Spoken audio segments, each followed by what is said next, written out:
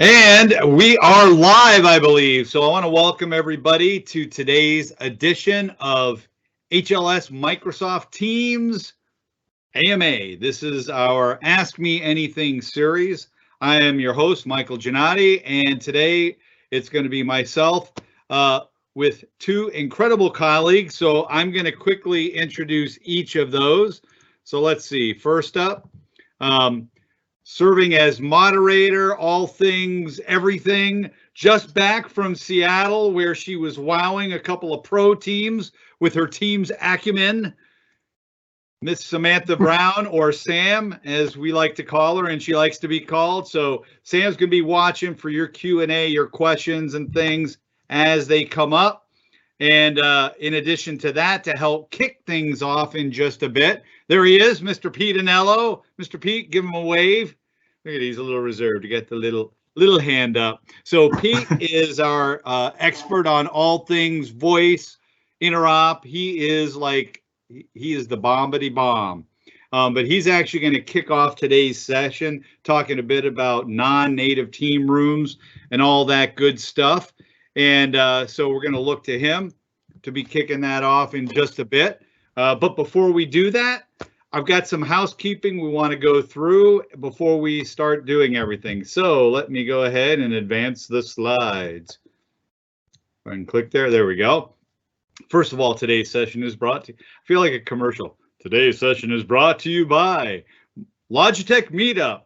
So the Logitech Meetup, I use that for all my sessions now. I've got it set up and it rocks. I use it with Teams Room, standalone, but it's an all-in-one huddle room solution that you can take anywhere with you. It does great both playback for the speakers as well as built-in mic, remote mic, 4x zoom, 4K resolution. It rocks. It is a part of the Logitech system around all things for Microsoft Teams meetings, spaces, etc. So you can go to logitech.com and check out their solutions. I need to add one additional slide, but I'm actually using now for my Teams room setup, which is exit stage right.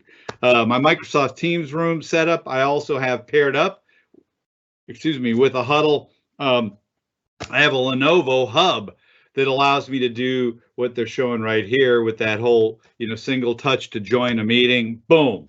And we'll be doing more around that later in our sessions. I can actually now invite it as a presenter, which is very cool. All right, so before we start, a couple of housekeeping items. Number one, we encourage everybody here to ask questions.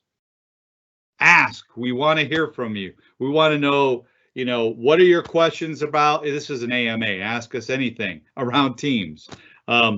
If you want to ask me about my lunch, here it is. There you go.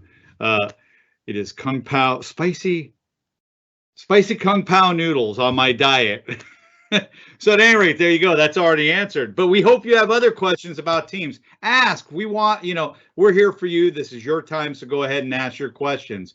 All the questions are moderated so they don't immediately show up in the published view.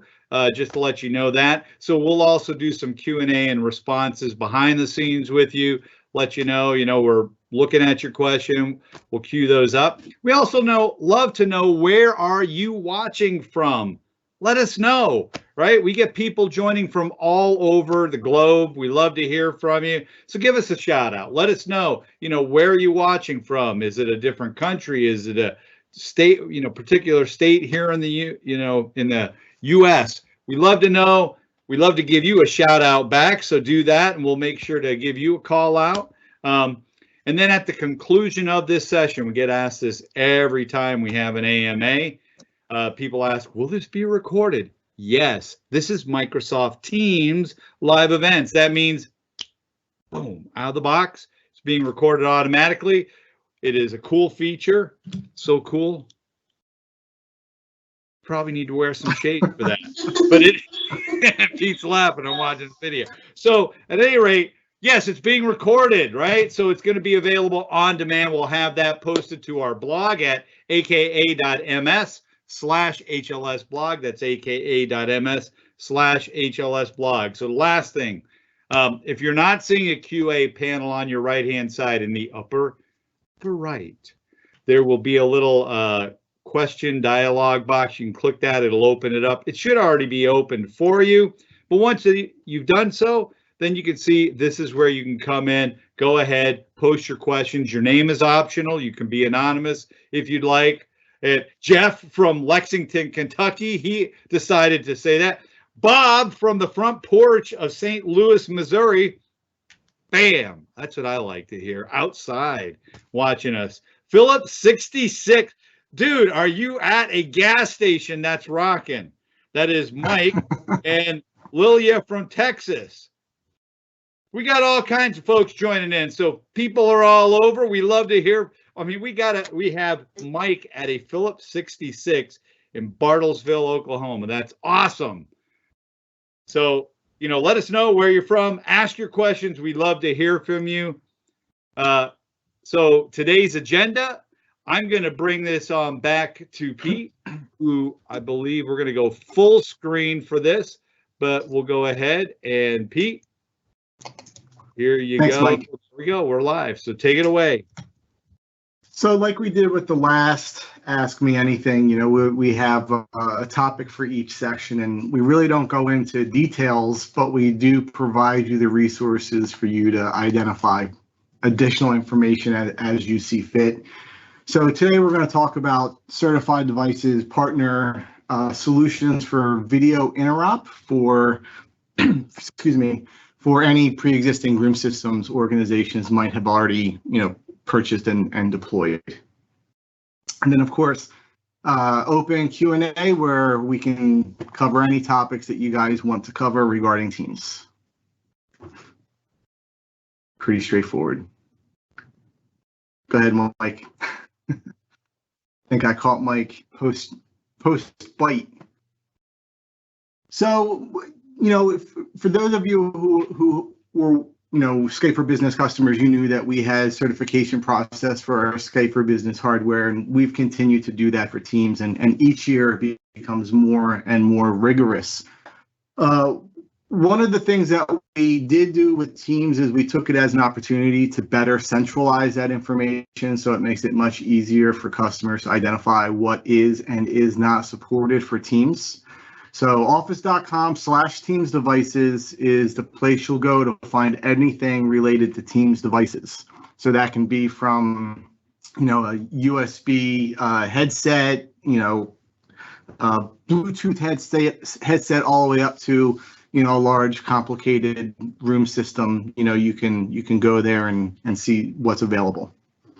So if you haven't gone there, I highly recommend checking it out. And if you ever have questions about what is and is not supported, that is the spot. Go ahead, Mike. Thank you, sir. That site, it'll have everything, like I mentioned, personal devices to shared devices. We kind of cover everything from, left to right with the native Teams client. So you can see personal devices like peripherals, IP phones, conference phones, room systems, and many of you are familiar with the Surface Hub devices. So this just shows that we have a full array of native Teams devices, and there's a lot of options out there. If you haven't looked at them, again, to go to office.com/Teams devices and check some stuff out.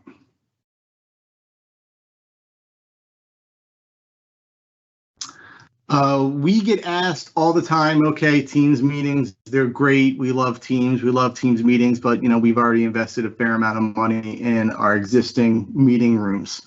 And in a lot of circumstances, those investments, are pretty substantial. They're hardware driven, that are implemented with, construction costs and typically organizations when they go in, they build a new conference room, they spend a lot of money. So ripping and replacing isn't necessarily, the most, doesn't make the most financial sense. Organizations need something that can essentially bridge that capability. And that's where partners like Poly, Pexip, and Blue Jeans come in. They are our cloud video interop partners. and they allow you to connect your pre-existing room systems into a Teams meeting.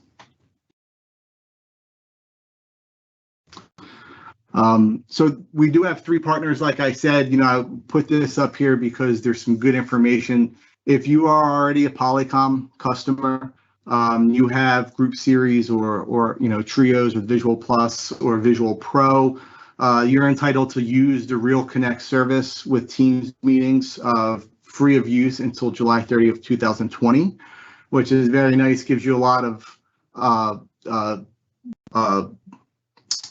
runway, right, to sort of get your organization prepared for Teams meetings.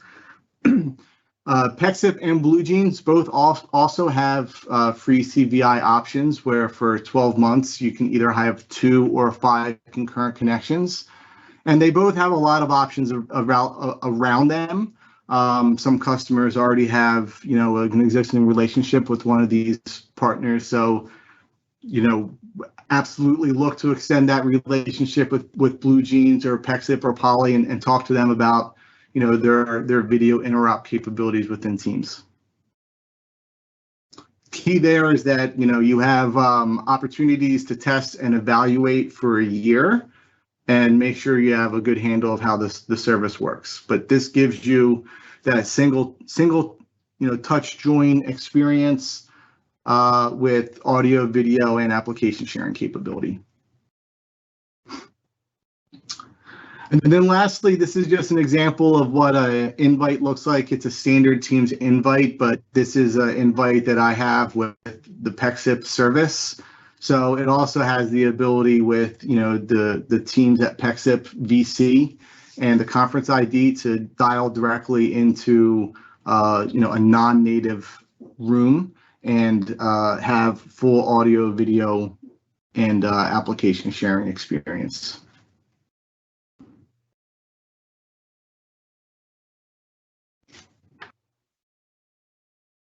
All right, I think now we're open up for some Q&A. Thanks, Mike. Yeah, we do have some shout outs as well. So first of all, encourage everyone to ask any questions. But we also have some international attendees. So we have someone from Rio in Brazil. I just went there last year, one of the most beautiful places I've ever been. Monterrey, Mexico. Looks like we have people joining Iman from Toronto. Someone from Moscow, Russia. So a lot of awesome folks on the call here. Definitely don't hesitate to reach out and ask your questions. We're here for you. Yeah, now's your time. Anything about Teams, not just the interop, but really, anything that you might have around Teams deployment, methods, best practices, questions you have. This is the time. So, again, we're here for you. We're on till 1 o'clock, unless it's really quiet. So we've had a lot of shout outs, but we would love to hear your questions, things that you'd like us to talk about. If there's something you'd like us to just kind of speak to, if you have, burning questions, now's the time. So go ahead, and we'll be monitoring here. And I'm going to also post in the live event Q&A because there was a delay between the time we say something and you actually hearing it. So how is the time for? So it looks like Laura has a question. Laura, thanks for joining us from Monterey. It looks like you're working in adopting Teams for all at your company, but at this moment, only some of them use Teams. So it looks like you're using meetings with the app and web. So your question is, when users use Teams by web, they don't have a good experience. Can you tell me more about bandwidth and protocols that use Teams by web and app, or some advice on what exactly we need to check? And this is for the meetings portion then. Yes, it looks like meetings for app and web. Yeah. Yeah, so there's a couple things there, and I can put some links, some documentation in the window. As far as bandwidth and protocols used, we can definitely share that. There's a new bandwidth calculator, as well as pretty good documentation, very good documentation. I shouldn't be I should be more, a little more positive about it, around bandwidth per usage per modality, right? Peer-to-peer audio versus peer-to-peer audio with video versus adding a third person, fourth person. So I'll put that in the window so you can have sort of those rough numbers. Teams does do, the codec, recognizes that if the network isn't sufficient, it'll automatically adjust bandwidth utilization based on the environmentals. So for instance, if you're on a call with insufficient bandwidth and you have, audio and video, it'll start to, downgrade the video quality before it would ever touch the audio quality, right? Because you want the audio quality to be crisp always, where, seeing Pete a little fuzzy is probably okay, So it does have that sort of dynamic capability in it. There's also a network planner, which I highly recommend all customers go through the network planner. You identify all of your locations, number of users, the type of usage you anticipate, and then it helps you come up with bandwidth calculations on approximate use that you will see, bandwidth requirements you will have for those sites.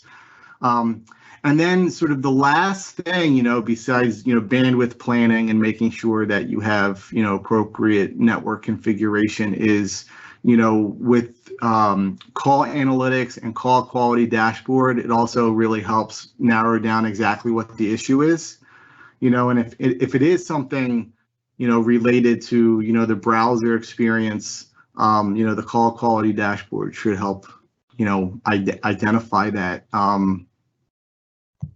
Those are the three first spots I would go. And in addition, lastly, if you can recreate it, absolutely open up a support case.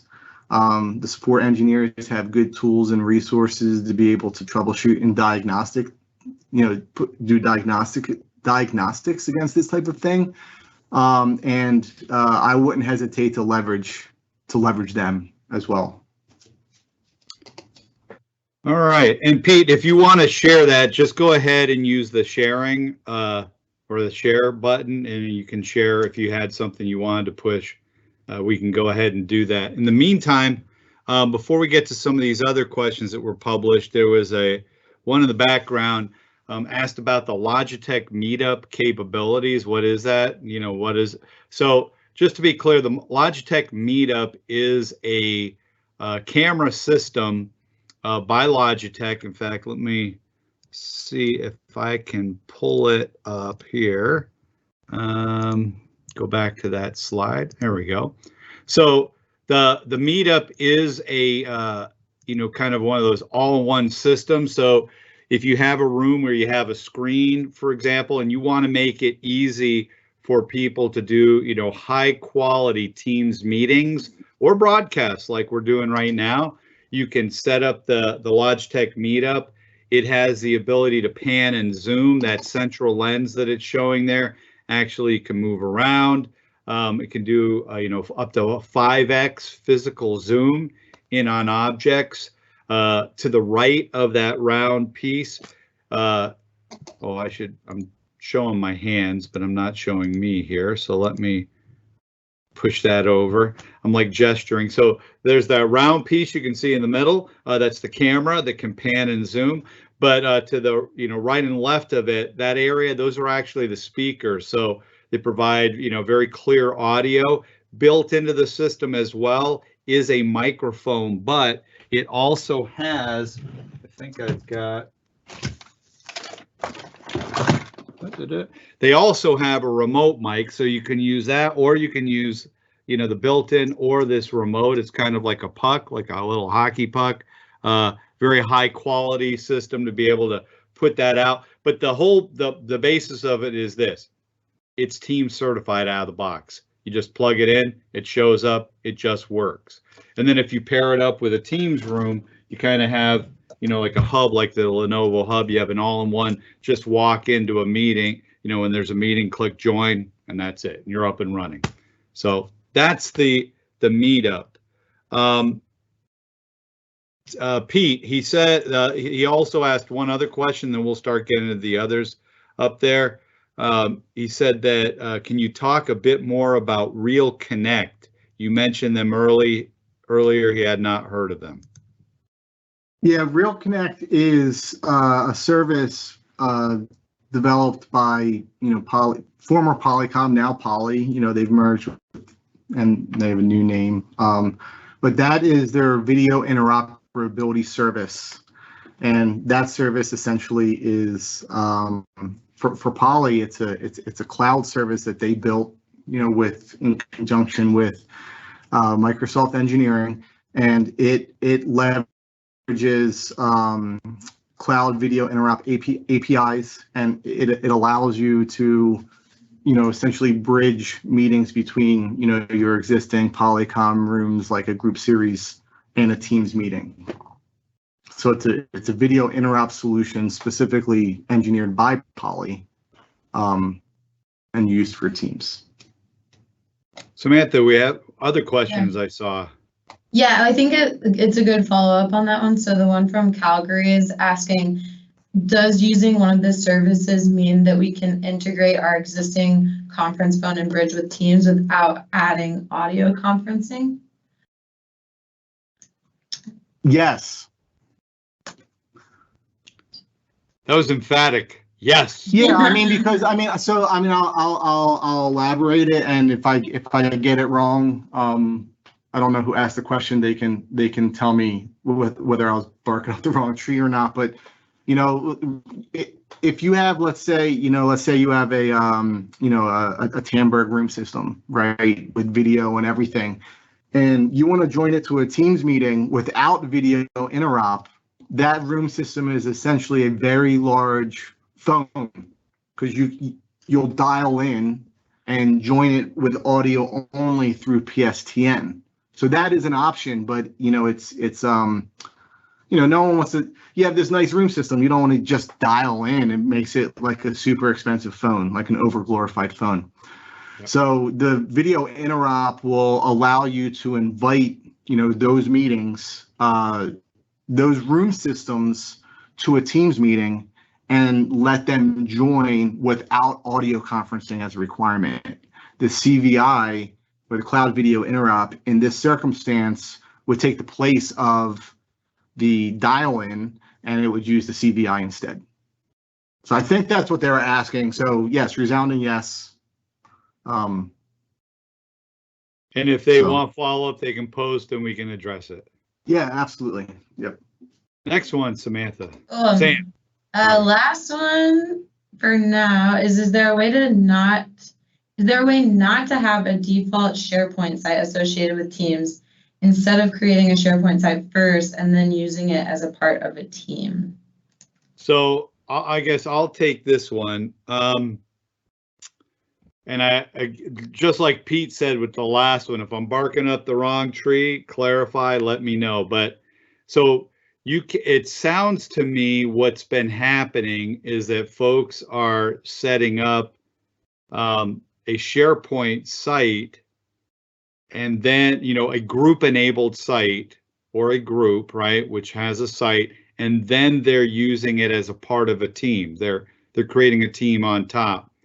And we do see people doing that, especially during migrations, where they will group enable SharePoint team sites. But typically what happens is the default, you can have it by default, because if you create a team by default, it creates the group and the SharePoint site underneath. So it almost sounds like your org is doing it kind of backwards, or your experience is backwards, where you're creating the SharePoint, a group enabled site, then you're creating a team to sit on top. If you create a team, it just all happens natively. There's nothing else to do. There's a default group that's created, Office 365 group, that includes a SharePoint site, and that's where those files are underneath. So if you don't have, again, self-provisioning turned on and people are doing it, it almost sounds like they're kind of doing it maybe backwards from what's typical. But the default behavior is create a team, you get a site, you get a group out of the box. You don't have to go, create a site and then make sure it's group enabled, then layer a team on top of it. So hopefully that answers that. Yeah, and follow up with us if you have any more specific questions on that. And then I know Pete is responding to someone asked about the experience with Teams and their native apps when they're using CVI and what can be checked. And so Pete was suggesting working with like Poly support or Microsoft support to troubleshoot. But yes, definitely you need a good experience or nobody's going to want to use it. So definitely want to follow up on that one. And for anyone else that has any burning questions, feel free to post it for us. Yeah, so, and, while we're waiting, and you guys can chime in with anything that you've seen or heard, but while we're waiting to hear if there's any more questions, and so that we don't just have dead air space, which makes me nervous. A couple of things around Teams. So I actually, this morning, I had a discussion with a customer, and they have a roadmap where they're migrating SharePoint on-premise team sites. First, they're migrating their central hub. Then they're migrating team sites. Then they were looking at doing Microsoft Teams, and Pete was involved in this as well. And one of the things, I guess, as we look at adoption, et cetera, really take the time. We'll put some links to some of the best practices and materials that are out there to help you. But, as you're looking at moving to the cloud in 365, and we understand it is a phased operation, it's not all at once because there's some heavy lift and shift.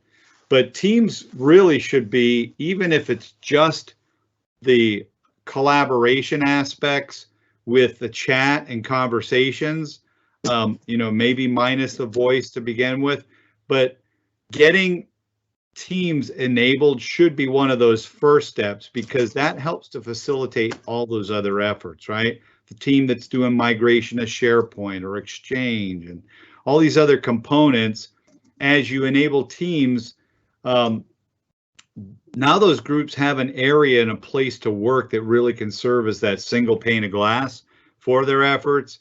And so, that's really not something that you want to hold back till the last piece, because that's really the game changer piece. And as you bring those other ones up into the cloud and they get lit up within Teams, it's just going to further enhance that experience. But it really helps to serve to, it's really that transformative piece. When we talk about digital transformation, it really can serve as the catalyst for that in helping people, even to the point where, hey, they're doing Q&A around stuff that you're posting out there or starting to move up.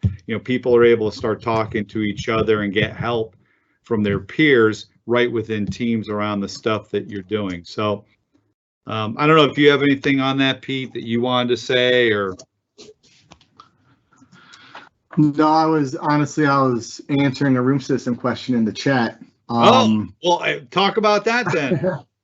Yeah, Rob in Washington University in St. Louis was asking about setting up a test room and if there are any recommendations. And, I think all of our partners have some pretty unique special sauce, and they're all pretty good. You can filter on, room size and hardware manufacturer.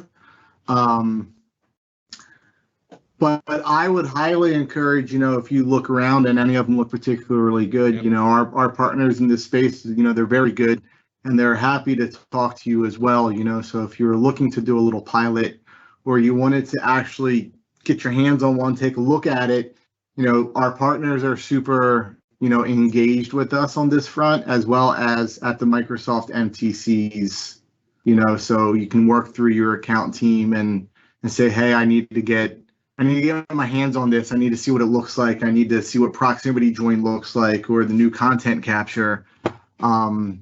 So there's the link in the chat, office.com/Teams devices. Once again, you can sort by device and manufacturer, but absolutely leverage your partners. If you have partners, if you already have a relationship with Logitech, for instance, reach out to your Logitech rep.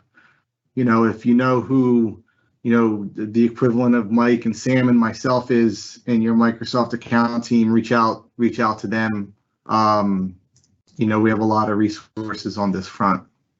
But to answer your question quite simply, the way the room systems are is they're pretty modular, so they can really, for most room systems, they can really facilitate tiny huddle space, up to a large multi-purpose room.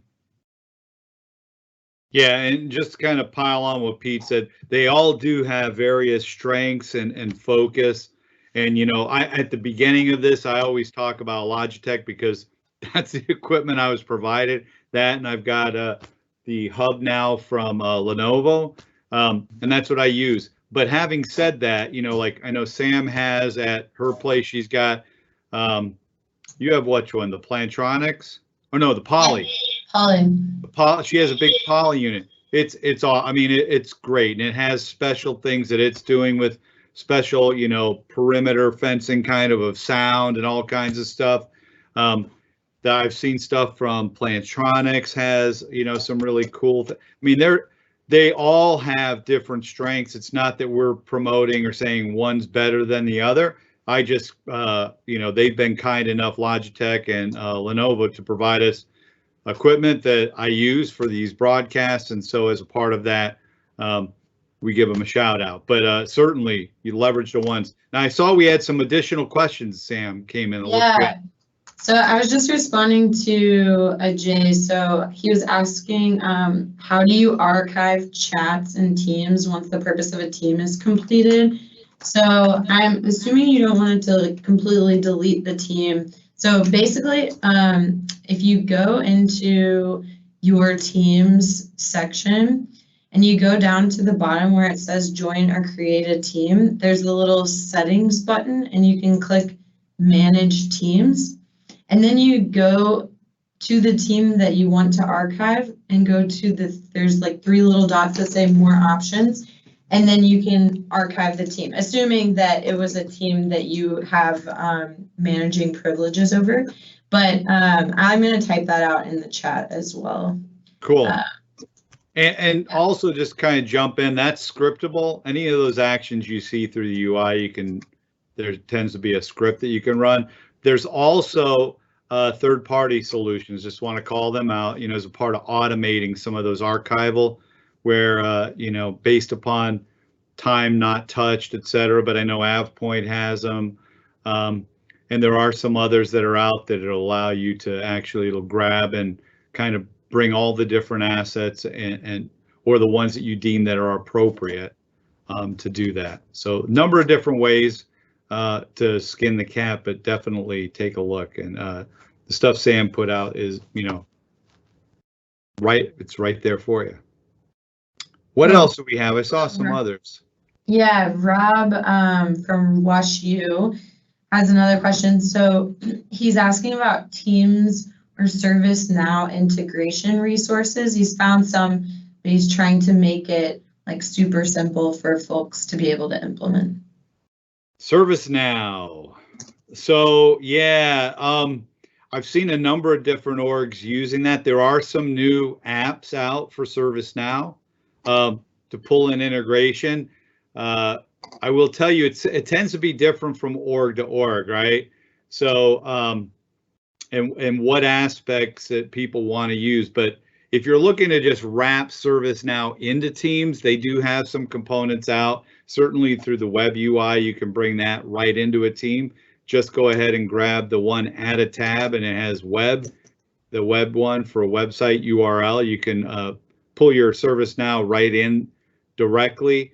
Where we tend to see, though, people doing more integration is where they want to start pulling stuff in, having conversations around it, and taking action and discussing and using Teams for that. So If you have particulars that you're looking for, post that in here, and we can certainly talk through. But again, I've seen a number of different orgs using using ServiceNow integrated into Teams, but it's been different from org to org.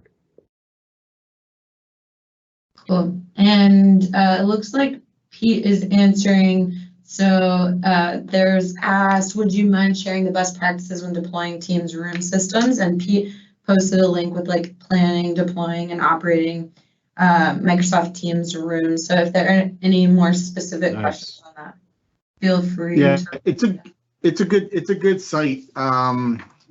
It's a resource that's been around for a little bit. They've updated it for Teams, and they do a good job of keeping it updated. But almost everything you would want to plan, deploy, or manage Teams rooms is in there. Cool. And I see an EDiscovery. Yeah. So EDiscovery, are there logs that can be retrieved, and where are they located? So that's a great question. So remember, everything is taking place in Teams is being recorded and indexed as a part of the graph. So there are logs, and you can turn on so there's a couple of different things here. Number one, if you go into the tenant admin console, you can turn on under audit. You can turn on auditing capabilities, and then they provide like Stream has a whole bunch of audit log stuff that you can then go on and take a look at, retrieve. There's stuff for Teams, but in particular, when we're talking about EDiscovery, that tends to be for compliance. And it's important to note, we're not doing anything different in Teams than we're already doing in 365. So the documents are stored in SharePoint when you save into files. That's an underlying SharePoint. The conversations are being stored in Exchange, the conversations in chat, and also the attachments to those conversations or files are being stored in SharePoint or OneDrive. So having said all that, EDiscovery itself that ships with Office 365, you go into the compliance section, you can set up EDiscovery and you can run queries to look for specific content. You can set it up by content area where you'd like to do that, or you can do custom queries, but that's already all available as through the EDiscovery console today.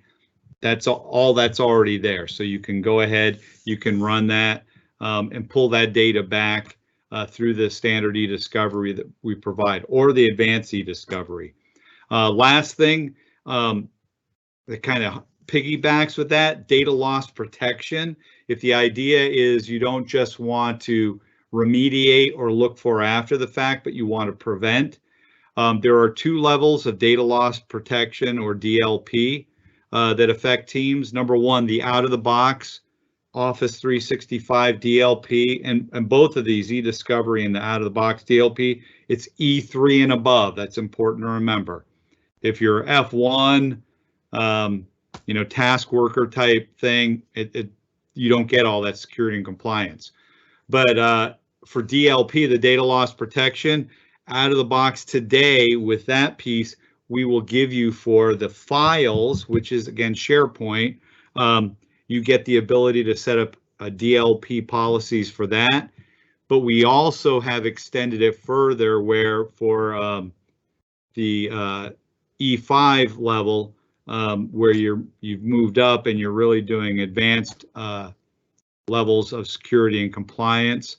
We have DLP for Teams, which will actually affect both conversations and chat, and it will stop it at ingestion or do the reporting and alerts, etc. Right then and there. So you can, but that's one step up. So with E3, you get that baseline DLP, and then there's a step up from that where you can get the Teams DLP, which kind of goes hand in hand. So EDiscovery is for remediation, discovery, and auditing, whereas DLP is prevention or acting on something in its state.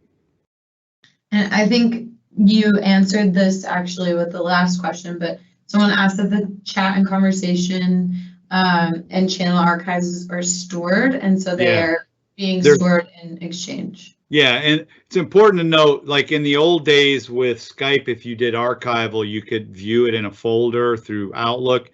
These are hidden folders, so you don't see those, but the EDiscovery can access them, so does DLP. But that's where the conversations are, but if there are attachments, the attachments are treated as a file, and if it's done in conversations within a team, the attachment is saved in the files area for that team. If you do it through chat, the chat functionality outside of a team, and that chat can be a one-to-one, one-to-many, many-to-many, you know, but if you're doing it there, when you upload it, it stores it in your OneDrive and then it permissions it to the people with whom you're chatting. Okay, and we do have a follow-up. Rob has a follow-up on the ServiceNow integration. So it says he's looking for abilities with adaptive cards, connector to pull in SN ticket info to Teams, allow a conversation thread, and then be able to take the actions in Teams that pushes the info back into Teams. Okay, interesting. Do we have any resources that we can send to Rob? I'd have to take a look. It's really around, so when you're talking about this level of integration, and I get what he's talking about, he wants to pull the ticket into Teams. He's really wanting to pull it into conversations, right? So typically you'd stand up if you want to pull something in a conversation, he might have a channel around ServiceNow adaptive cards, and then have that being pulled into that conversation, so it's not polluting all the other stuff that might be taking place for that team. But as far as pulling that in, I've got to double check on their connectors. I thought they did have one that would populate a conversation.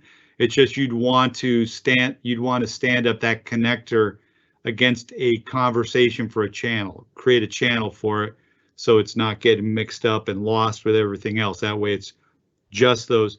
But I got to take a look there. If they are not doing it, then you would need to be setting up a workflow with Flow.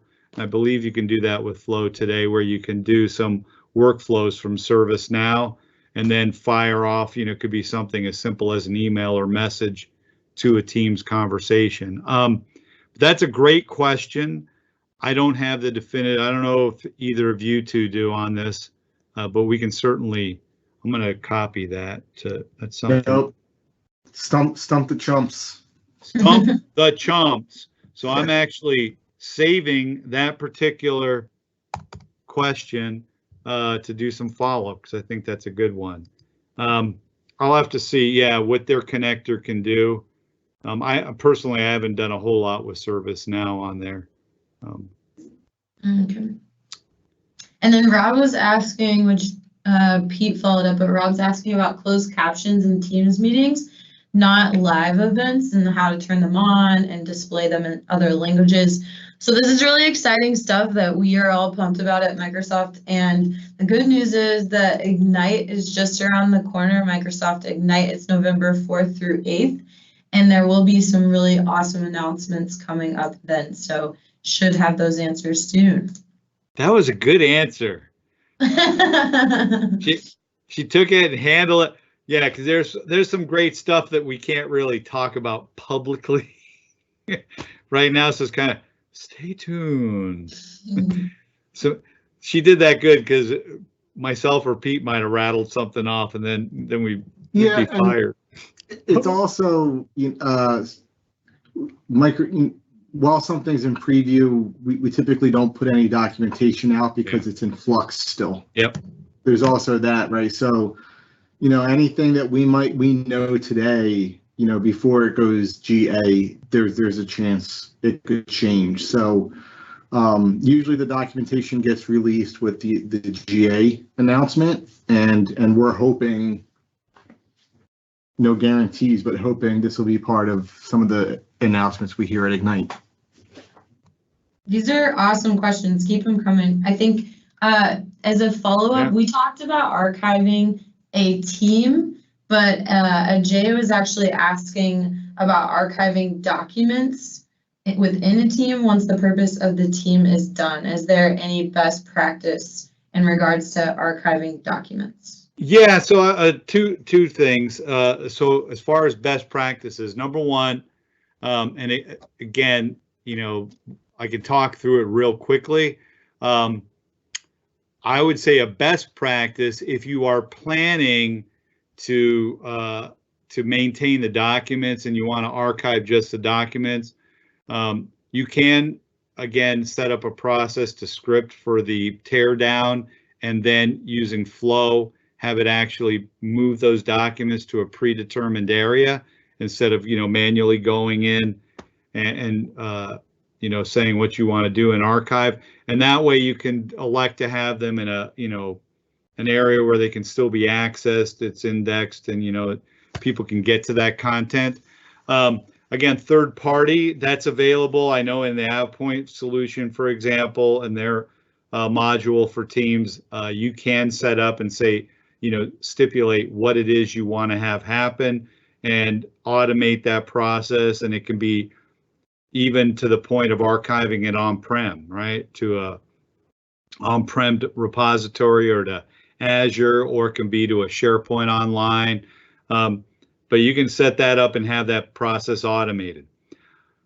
On a separate note, it's just files. So if you think about this, go into the files area and click open in SharePoint. When you open in SharePoint, if you want to if you're just doing this for your team, you're in your group, or small group of folks you're working with, not necessarily an org-wide policy, it's very simple to go in and you can select all the content, and then you can either copy or move. So, and the difference, and that's built in, that's a SharePoint native function. It's already there. If you do that, the difference between them, copy is going to leave the originals in place in that team, and it will then put a copy of all that content to another SharePoint library that you pick, or even to your OneDrive, but you can pick where you'd like to move it to.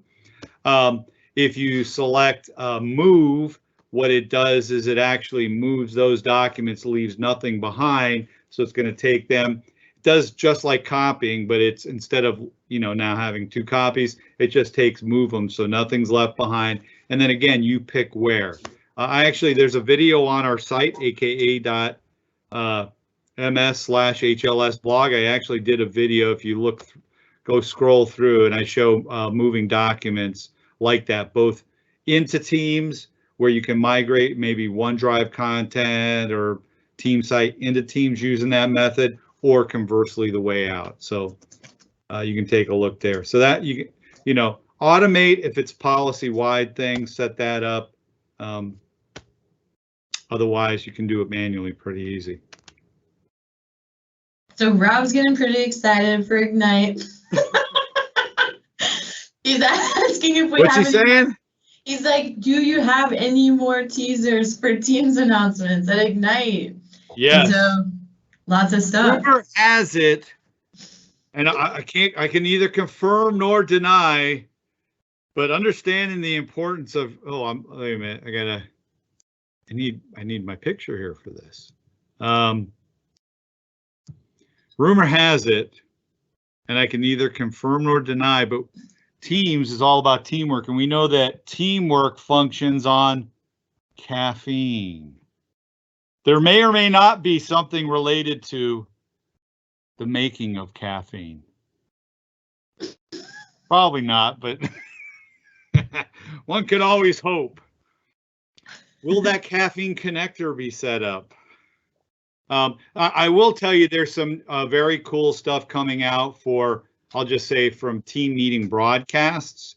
There's some neat announcements coming out around that, around meetings. Meeting rooms. I think there's going to be announcements like pretty much across the product stack. There'll be stuff. They've been holding back a whole lot. Yeah, even internally in Microsoft, information sort of dries up. Yeah. Come on. or so before Ignite. We start asking, little, come on, just let me know, to folks on the product group, and they're like, talk to the hand. There you go. That's all you get. Yeah. So we're excited too. Yeah. Yeah, we're excited because some of it we're going to hear the same time as you. Other questions? Someone's asking, does broadcast mean live events? Yes. Yes. That's what we're talking about. A webcast, broadcast, interchangeable terms that we can confuse you with. Mike, I have to look it up, but I think we just announced the end of life of Skype broadcast. That's good. Yeah. I had a meeting last week with a customer still using Skype meeting broadcast. Why would I go to Teams live events? I was like, what? Really? Yeah. So yeah, that's good to hear. There is along that whole lines with the streaming media period. I know there's a bunch of announcements from them coming out as well. I mean, pretty much across, I think, the product stacks, not just Teams, but related services. You're going to see a steady stream between now and then of announcements, and then they're going to hold back the biggest nuggets for really that day one keynote. Yeah, the core note. Yep. Yep. Core note. Yep. I saw somebody asked about or follow up on pushes back into exactly was wanting with connector putting into a channel conversation. Yeah, so let me take a look at that. Maybe we can do a post on that, separate post. I'm going to grab this and SN, that's ServiceNow.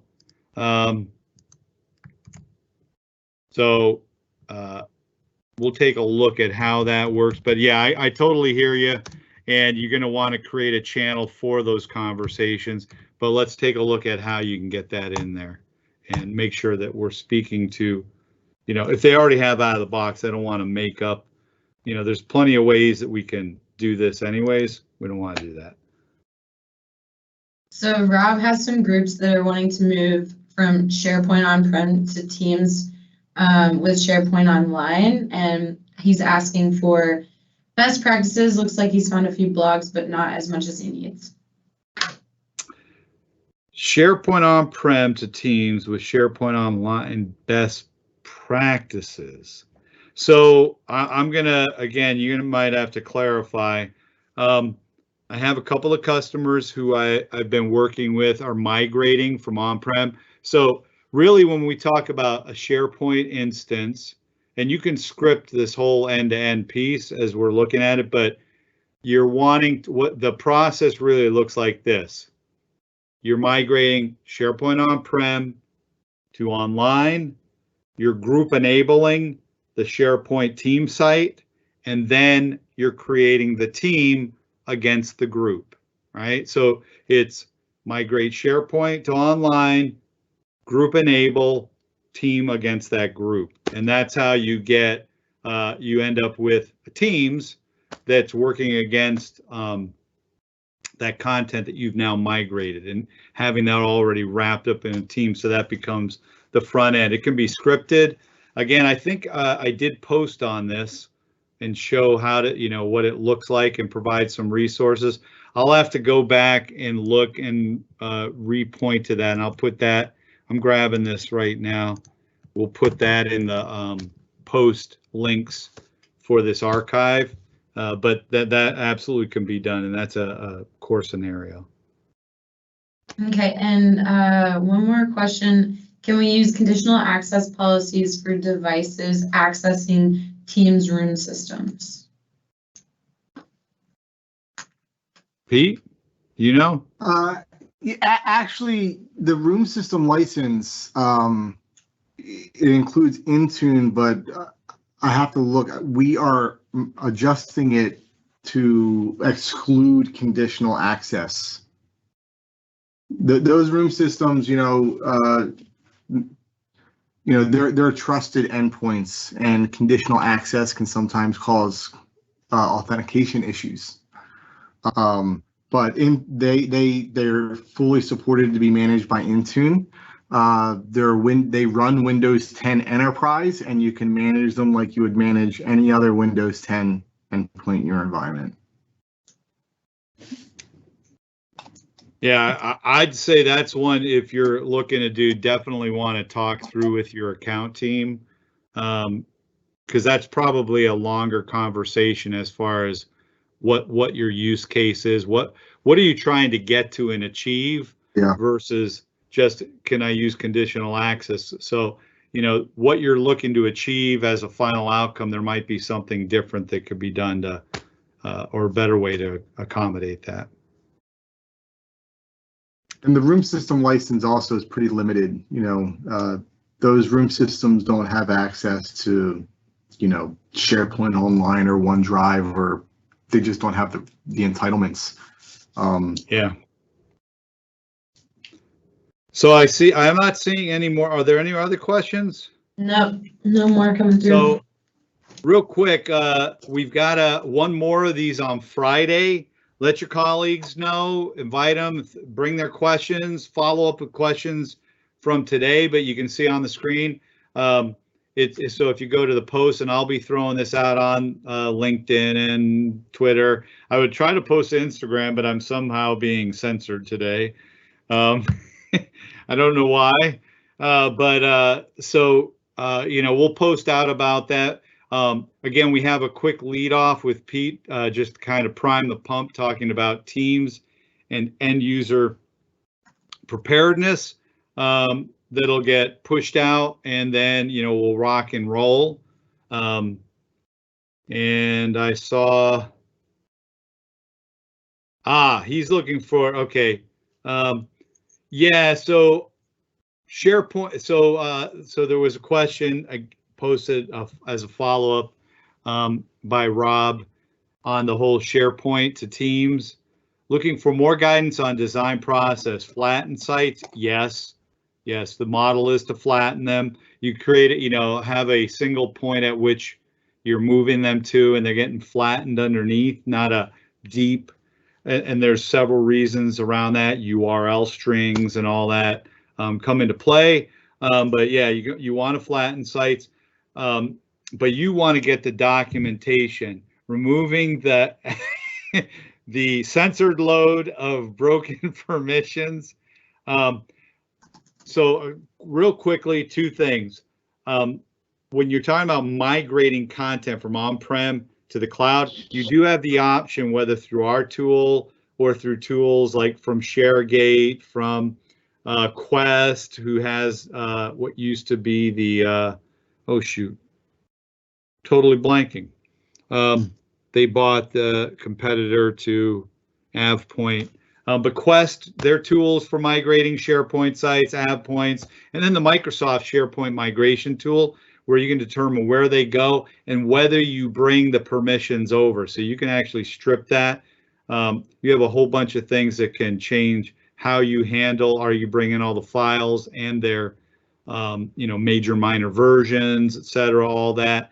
There's a lot around that. That is a deep conversation to take a look. What I would really recommend, you're from Washington University in St. Louis, so you do have an account team. This I know from, you have an education sector account team. Definitely contact them. I used to do this when I was an architect at the MTCs, because this is a day to two conversation about that whole, you want to architect your solution, how you're going to handle it. Take a look, contact them, get an MTC architectural design session around that migration scheduled. And also, you do have access to fast track resources that can help you understand the things you need to do and provide tools. So talk with them as well. But that's definitely that in and of itself is a whiteboard conversation. Ping us down the road if you're not getting satisfaction. Maybe we can set up a virtual whiteboard session through one of these, where that's what we do, is talk through. But that's a much longer conversation. I will, though, I'm going to copy that one last as well. I think. Where'd that go to? Oh, that went to. Oh, it's That under. went to archival, so I'm Yeah. copying that. I'll put some links to some of those best practices, online resources that we have. Anything from you guys? Pete, anything from you? No, nothing from me. Sam? No, I think this was good. Thanks for all your questions, and we will see you on Friday. So until next time, remember, take a look at our site. What is it, Sam?